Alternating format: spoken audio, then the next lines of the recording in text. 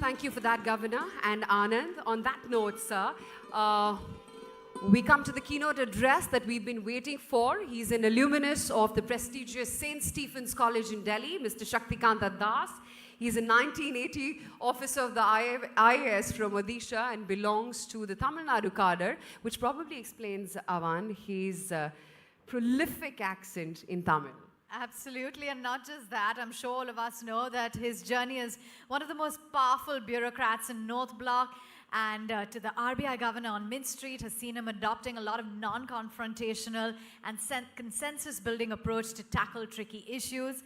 He has a very calm and composed composure as well and can maintain cool in the toughest of situations. With that, the RBI Governor, Shaktikanta Das, ladies and gentlemen.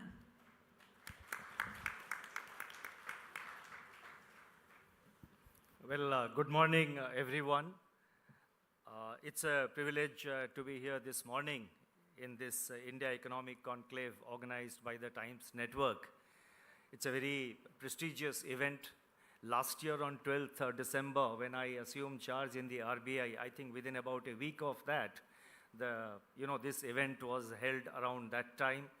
And I do remember having seen many of the proceedings and the speeches which were given, and did look forward to participating in this event in the current year. Now today, I must also compliment Mr. Anand and Mr. Vaidyanathan for having introduced the subject so well today, the theme of today's event. Now today, as we sit down and talk here, or we sit down and talk elsewhere, almost every discussion today, it converges on a discussion on the state of Indian economy. Multiple views are expressed, multiple analysis is done, multiple solutions or suggestions are made. What is important is that I think the whole country seems to be interested in a discussion on the economy, which is really a very good sign. And there is indeed a need for very informed and objective discussion on the state of the Indian economy, and more than that, how do we proceed? Now, in this context, the role of the central bank that is the Reserve Bank of India, is very important.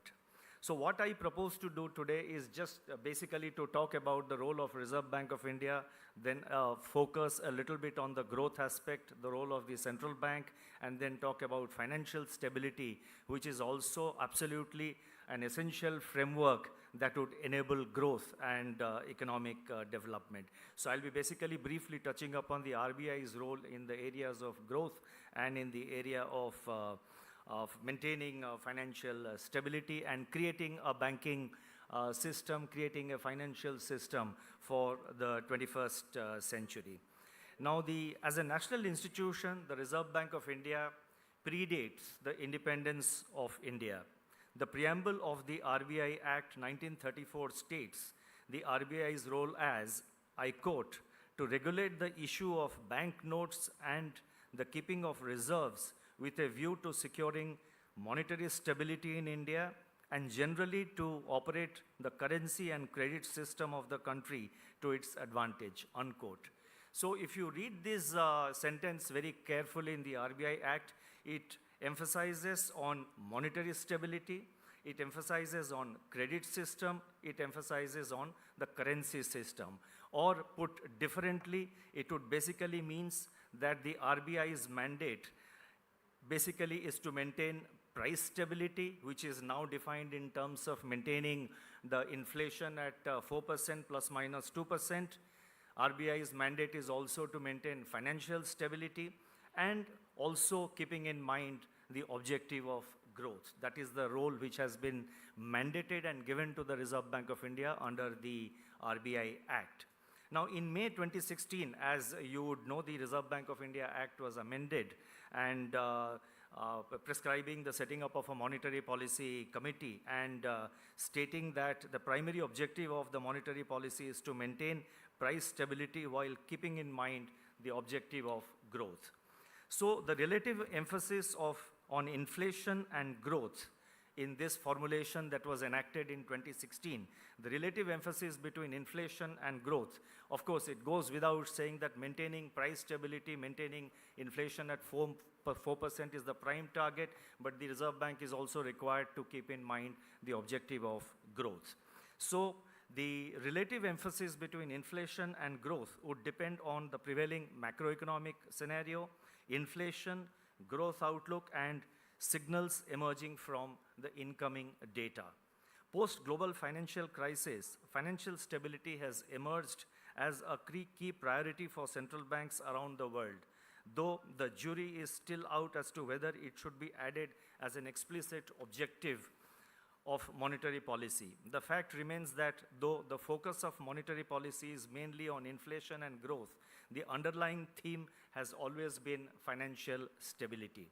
Within this mandate, the Reserve Bank of India has been and will do whatever is necessary to deal with the multiple challenges of growth slowdown, spikes of inflationary pressures, and health of the domestic banking sector and non-bank finance companies. In fact, drawing upon its mandate, the Reserve Bank of India has taken several policy actions in recent months encompassing monetary and liquidity measures as well as macro-prudential measures to reinvigorate domestic demand and accelerate the pace of economic growth. Simultaneously, the Reserve Bank is taking steps to strengthen the banking sector and the NBFC sector. Now, having briefly touched upon the role of the Reserve Bank, let me now turn to growth and then to financial stability. Now, we are in the recent, couple of years, we have seen that, everybody says that the global growth has slowed down because of trade tensions, because of protectionist tendencies, because of uncertainty over Brexit, and so on and so forth. What is critical is not just these three aspects, but the critical factor is that the outlook on all this is ever-changing. With regard to trade tensions, you hear often that the two leading nations, the two largest economies, are almost about to reach a conclusion on their trade negotiations. Then the next day a statement comes which is to the contrary.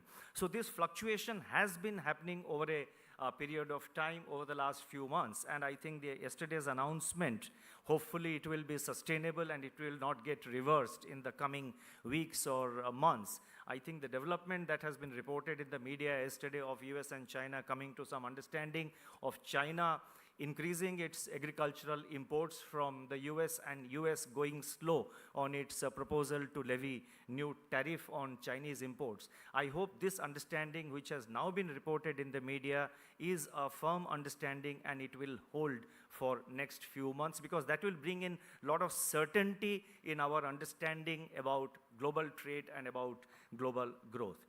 Similarly, if you see Brexit, again, there has been a positive development in the sense that there is a stable government which is committed to Brexit, because earlier, again, the debate in the public space in the United Kingdom was oscillating between Brexit, and it came at one point, people talking about no Brexit.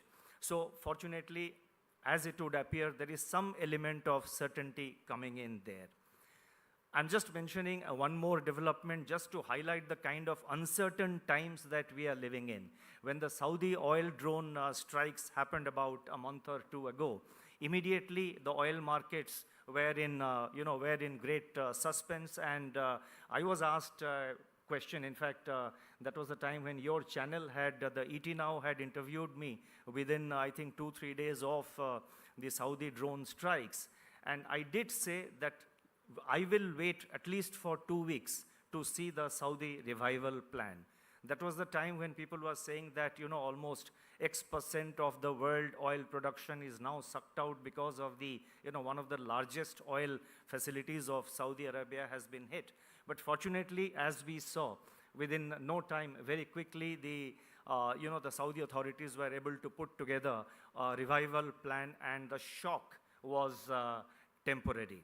So there are uncertainties. We are living in uncertain times, but it is good that there is effort to reduce the element of uncertainty. Last October, while participating in the IMF's, International Monetary and Financial Committee, IMFC meeting in October 2019, I had said that all member countries need to act now in the context of slowdown of global growth. I had said that all member countries need to act now and together to prevent the slowdown from becoming entrenched. We must, I'm just quoting from what I had said, I had said also that we must certainly do whatever is necessary for a quick recovery from the slowdown.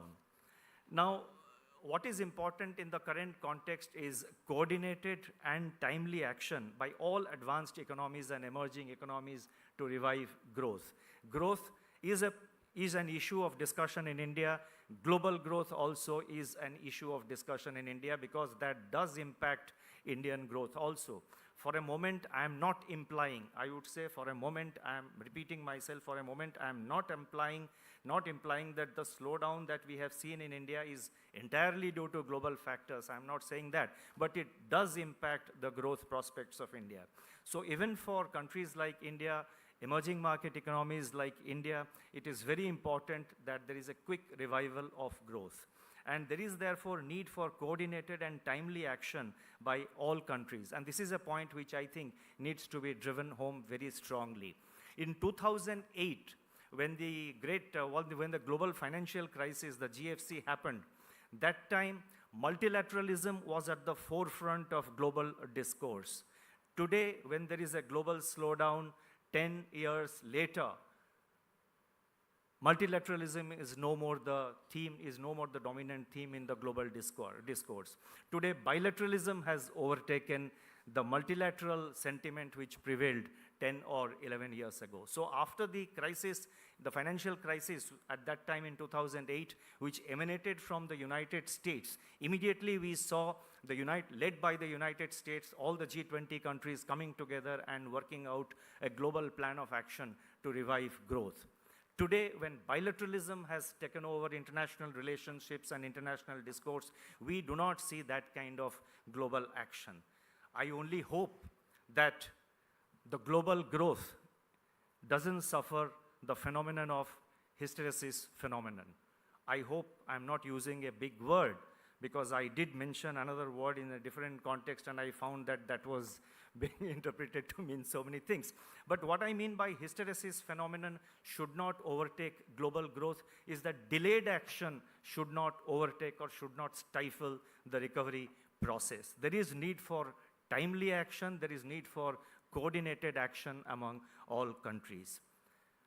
For example, in the European Union, which is experiencing a kind of in the last 2 quarters, the growth in the EU has been stable in the sense, I think it was 1.8 in Q2 and Q3 of this year, it is also 1.8 if I remember correctly.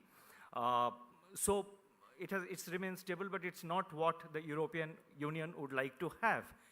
We find that there is space for fiscal policy action in some of the European larger economies in the European Union which have held back their fiscal action.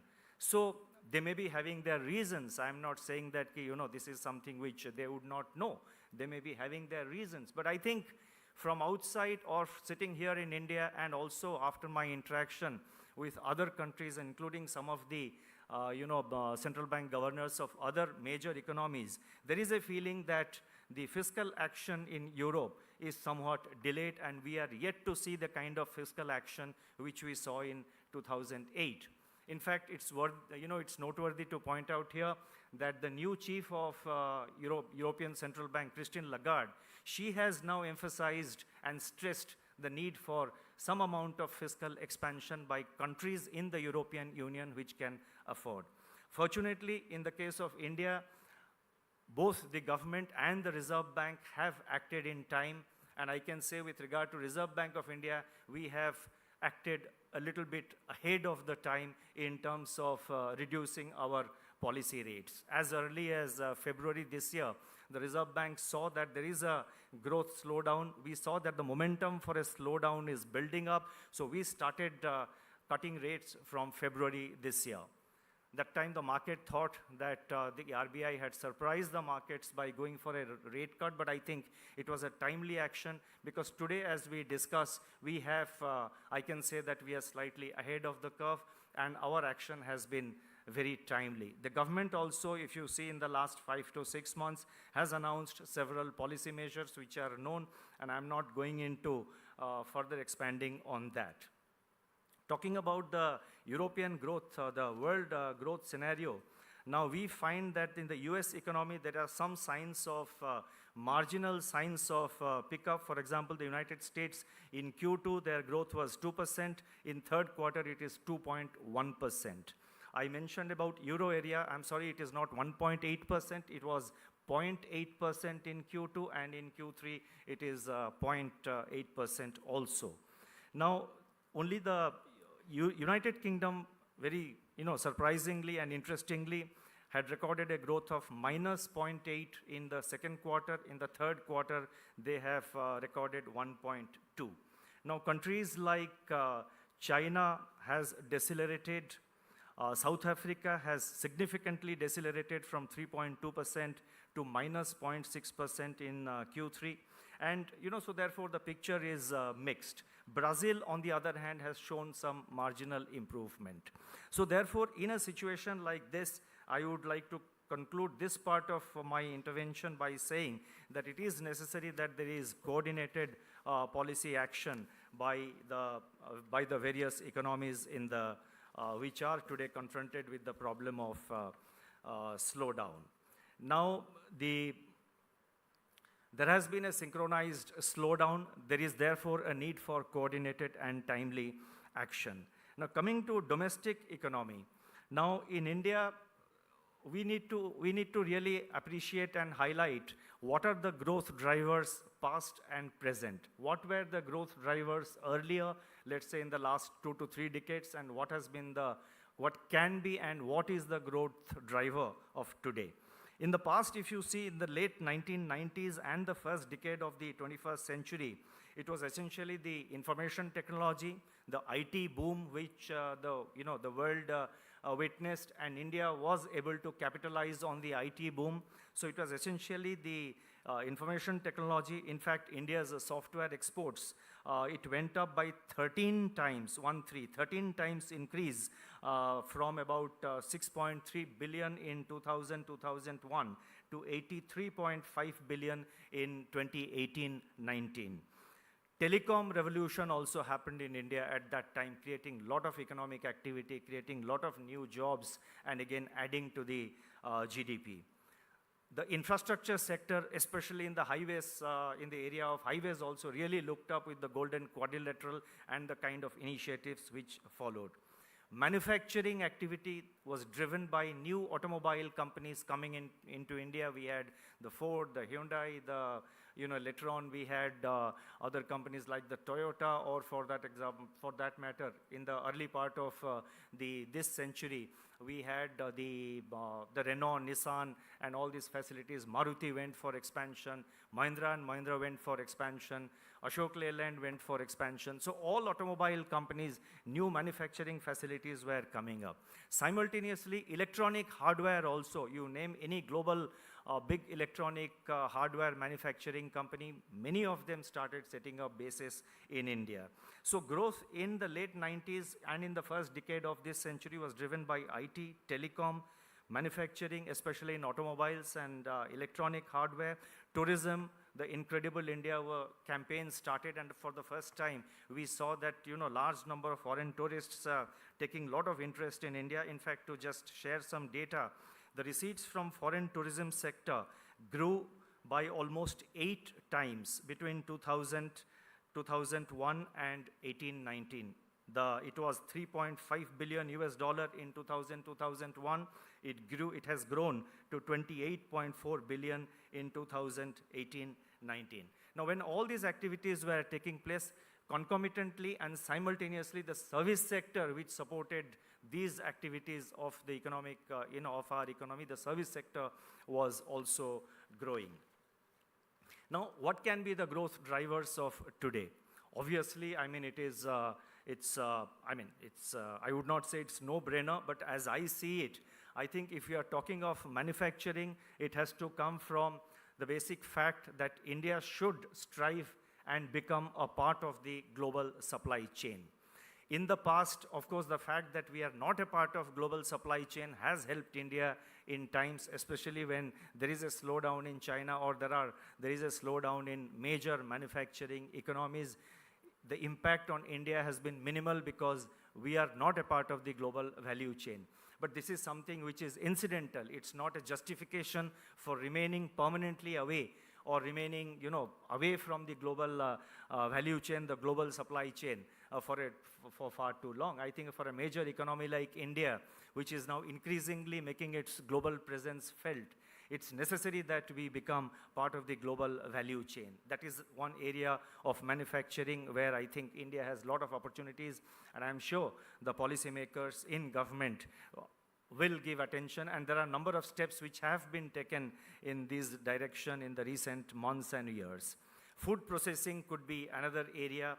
We need to regain our preeminence in textiles. So there are lots of opportunities even in the manufacturing sector. Tourism can be another area. Spending on infrastructure spending by the government and by the state government, that is also very important. In fact, sometimes when we talk of infrastructure spending, we also need to bring on table the role that the state governments can play.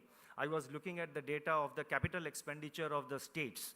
It has remained stagnant around 2.6 or 2.7% of their GSDP over the last, few years. I think the infrastructure spending, the capital expenditure of the state governments also need to be stepped up. E-commerce offers new opportunities. Startups also offers new opportunities, and I think there have been a number of steps which have been taken to create an enabling ecosystem in this area. Now, RBI's role in the context of revival of growth has been to focus on the cut in policy rates, which we have done by 135 basis points between February and now.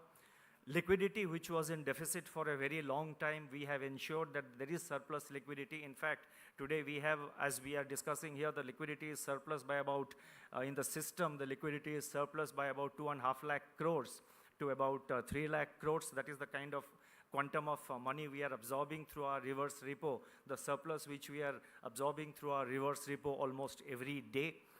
Now, to sort of ensure better and higher credit flow, we have taken a number of measures. I don't want to go on listing them, but just to touch upon a few, we have increased the single exposure limit for banks to NBFCs. We have also reduced the risk weight for banks with regard to their loans to individuals, the retail loan, etc. Of course, when I say we have reduced, we are well within the Basel norms. We have not compromised on any of the macroprudential principles which is prescribed under the Basel norms. Without compromising any of the macroprudential norms, wherever there has been space and wherever we felt that there is necessary for intervention from the central bank to boost growth, we have tried to take action. And with regard to, for example, with regard to ensure better flow of credit from the banks to the NBFCs, we have also taken the decision and permitted that NBFC lending to certain components of the priority sector lending can be refinanced by the commercial bank. So commercial bank lending to NBFCs for on-lending to certain sectors of the priority sector has also been enabled. Now that takes me to RBI's role in maintaining financial stability. Now, unless you have financial stability, it's, that acts as the enabling framework for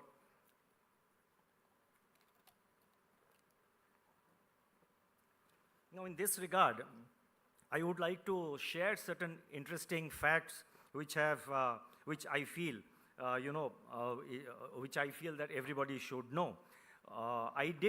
We did touch upon it briefly during our post-MPC press conference, but just to highlight that point again, let me say that,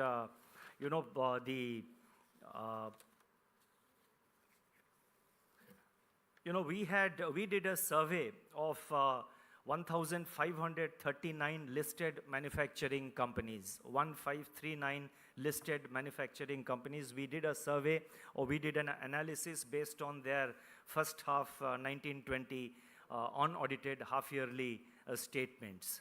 And we found these were our findings. Number one, manufacturing companies, these 1,539 manufacturing companies have increased their investment in fixed assets, including capital work in progress, during the first half of 1920. And we found that 45.6% of the funds available with these 1,539 with these 1,500 odd companies, we found that 45.6% of the funds available with them were deployed in assets, in fixed assets, such as fixed assets, as compared to 18.9% in the first 6 months of last year. So what does it mean? That there is a certain quantum of funds available with the manufacturing companies. These were deployed in fixed assets, and we found that only 18.9% of the available resources were deployed in the fixed assets. This year we find that 45.6% is deployed in fixed assets. So obviously this is an interesting fact which requires further analysis, and it points to some kind of a investment cycle probably beginning to show some signs of revival. Again, I must qualify by saying that it's too early to rush into any conclusion, but this is an interesting fact which deserves attention. We also find, our analysis also showed that these companies have deleveraged. In other words, they have reduced their borrowing during the first half of this year. The proportion of available funds during first half of 1920, the proportion of funds that which was used to reduce the long-term borrowing was 11%, and the percentage of the proportion of funds which was used to reduce their short-term borrowing was 4.2%. So there is evidence of some amount of deleveraging which is also taking place. We also find that many companies, which is again not a very good sign, it's a sign of some slowdown in economic activity, that many companies are not sort of availing their working capital loans to the full. Now, it could be due to two reasons. One is that they have adequate surplus with themselves, which they are using now for to meet their working capital requirements.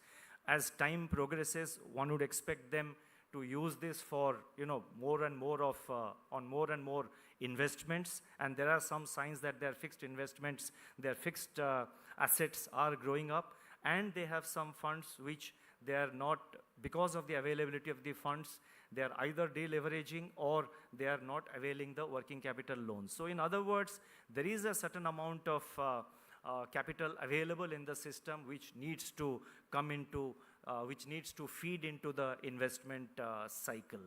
And all this is happening. I mean, the question now arises, why would a corporate do that? I think my sense is that there is a process of cleaning up of balance sheets going on in corporates, in banks, and in non-bank finance companies. So far as corporates are concerned, new investments are being carefully thought through. They have certain amount of funds available, certain amount of investable resources at their disposal, but they're, I think, in the process of deleveraging and cleaning up of their own balance sheets before they can restart their expenditure plans.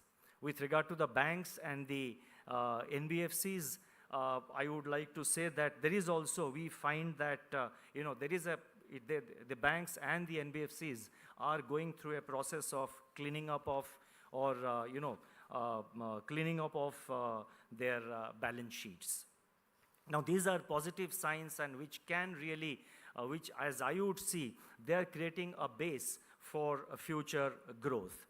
In the case of banks, we find that, in terms of various parameters, we find the CRAR of all scheduled commercial banks is about 14.3%.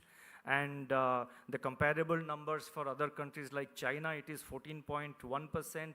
In the United States, it is 14.9%. Of course, one has to mention that in European countries like France and Germany, the advanced economies, it's little higher. It's about 18 to 19%. But our 14.3% is well above our regulatory requirement. The resolution of the non-performing asset problem also is taking place, has gathered momentum. I think the Supreme Court's judgment in the case of the SR Steel has really unclogged a major resolution issue which had been pending for quite some time. In the gross NPA figures, there has been improvement. Banks, after a long time lag, scheduled commercial banks and especially the public sector banks have started showing perceptible improvement in their profit and loss accounts. Now, in this context, the role of the Reserve Bank has been to focus on strengthening our regulation and our supervision to create an enabling to sort of facilitate a robust framework of financial stability where the banks and the NBFCs will be able to maintain their role and fulfill the expectations of the society. With regard to the banks and NBFCs, we have carried out a lot of regulations in the recent months. And with regard to supervision, we have really now made our supervision. We have brought about a lot of improvements. You would be aware that we have created a separate department of supervision and regulation. There is a college of supervision which is being set up to improve the supervisory skills of our personnel. There is an internal research and analysis wing we are setting up within the regulation and supervision department, which will collate data. And because of the interconnectedness and of our financial system, they will this research and analysis department will be able to see things, correlate things and look at issues holistically and identify the possible vulnerable areas and the possible, the weak or fragile spots, if any, that is showing signs of coming up. We also need to focus on the 21st century banking, which today a lot of activity is taking place in the fintech space, in digital banking. We have now put in place a regulatory sandbox for fintech, and in digital banking, in UPI also, we have now the Reserve Bank has played an important role in creating a kind of a model that we have. In fact, today's papers, if you see, the UPI system of India is now being internationally watched. And the Bank of International Settlements, in a very recently published paper, has said that the UPI framework of India can become an international model to facilitate quick and seamless payments, not only within countries, but across countries. The NPCI has decided to set up a subsidiary to focus on taking the UPI model to other countries and make this a business proposition in those countries and a business proposition for the NPCI itself. Now, while doing all this, I think I need to conclude now. My organizers are looking at their watches, and in all this, while doing all this, I think one important area which is not often discussed, but which I would like to mention, is that communication plays a very important role in the functioning of a central bank. Now, there have been multiple divergent opinions about central bank communication. Some central bankers in the past have believed, and there are others outside who do believe, that central bank communication should be delightfully vague. When the governor talks, he should talk a lot, but at the end, if you try to understand what he was saying, you will realize that he has said nothing, or he has said nothing new. So there is a strong view that central bank communication should be delightfully vague. But there is also a counter view that central bank communication should give clarity, should bring about transparency in its policy making, and should also give some quantum of forward guidance.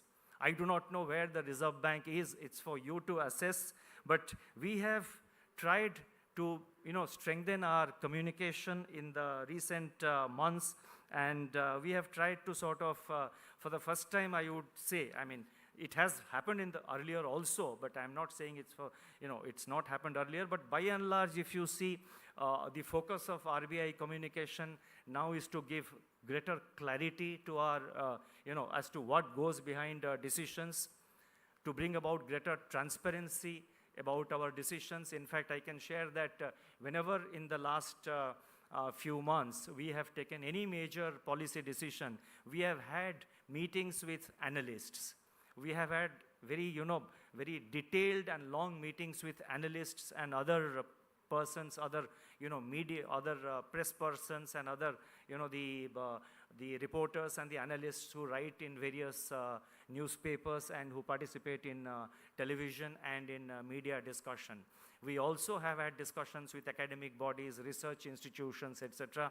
And these are not, these are held closed doors so that a free and frank discussion can take place, and we have tried to explain what has gone behind a particular decision making. At least 2 or 3 major decisions which the Reserve Bank took in the recent months, we have had such analysts meeting. So we have tried to bring about greater clarity about our decisions. We have tried to be as transparent as possible. We have also started for the first time giving forward guidance with regard to our major policy decisions, especially monetary policy.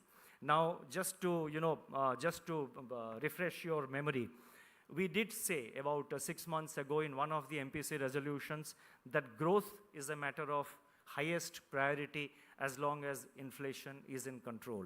So we gave a very clear message that so far as the Reserve Bank is concerned, so far as the monetary policy is concerned, monetary policy committee is concerned, growth is a matter of highest priority. So that did give some amount of forward guidance to the market and the analysts.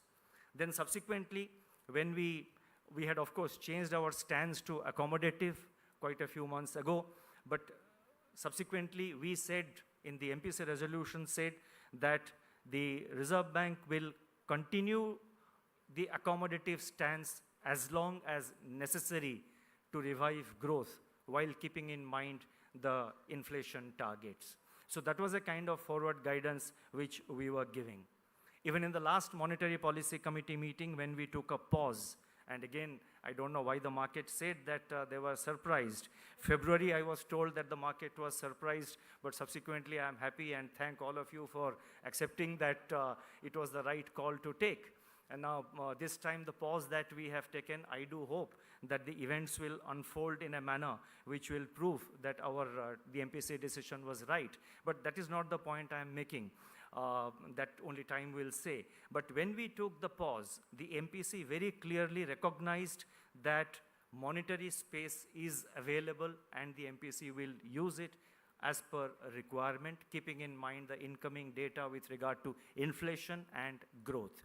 So I think it's a very clear forward guidance that we have given with regard to the pause. We are taking a pause for the reasons which has been very elaborately explained in the MPC resolution and in my statement which I made during the press conference. It's available in the RBI website. So while taking a pause, we very carefully and very definitively, we said that there is space for further monetary policy action, but the timing will have to be decided in a manner that its impact is optimum and its impact is maximized.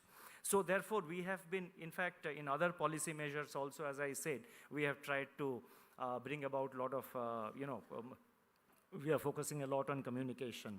In fact, if you refer to the power of communication, let me also, before I conclude, just mention the 2008 global financial crisis and the US, the policy, the expansionary policy that the US Fed, the monetary expansionary policy that the US Fed adopted at that time. That time the communication was very powerful. So therefore it was accepted, the international markets, analysts, everybody understood what exactly the US Fed was going to do. In 2013, during the so-called taper tantrum, the US Fed communication was not as powerful. A mere mention that they are going to perhaps roll back or unwind the expansionary policy created a huge wave and volatility in the international financial markets. So communication is a powerful tool. Any decision that is taken by the central bank has to be backed by communication. Of course, the communication should follow action, and any communication should not be empty words. It should also be followed by further action. So it is not just communication on its own, it is communication explaining certain action, and it is communication giving guidance for future action and ensuring that future action will be in line with the communication. Now there are continuing, let me conclude by saying that in a complex and interconnected economy like India, there are challenges of monetary policy, there are challenges of, so far as the financial sector is concerned, there are issues and challenges in regulation, in supervision, in detecting frauds, in improving the risk management skills and risk management functions in the banks and non-banks, in, in sort of strengthening the internal control systems in banks, non-banks, and other financial entities. And let me say, as I conclude, that it's never a dull moment in a central bank. It's always full of challenges, and what is important is that the central bank should face these challenges, to respond to these challenges in time.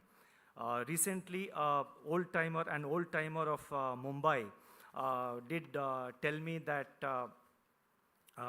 in the top floors of the Reserve Bank, you have winds blowing from two different directions.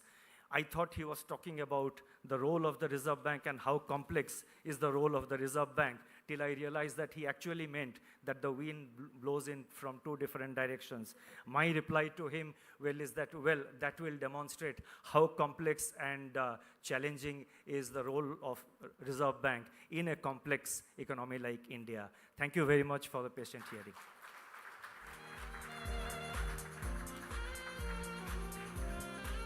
Thank you for that enlightening keynote address, Mr. Das. And we assure you, you won't vague enough. In any case, Avana's journalist.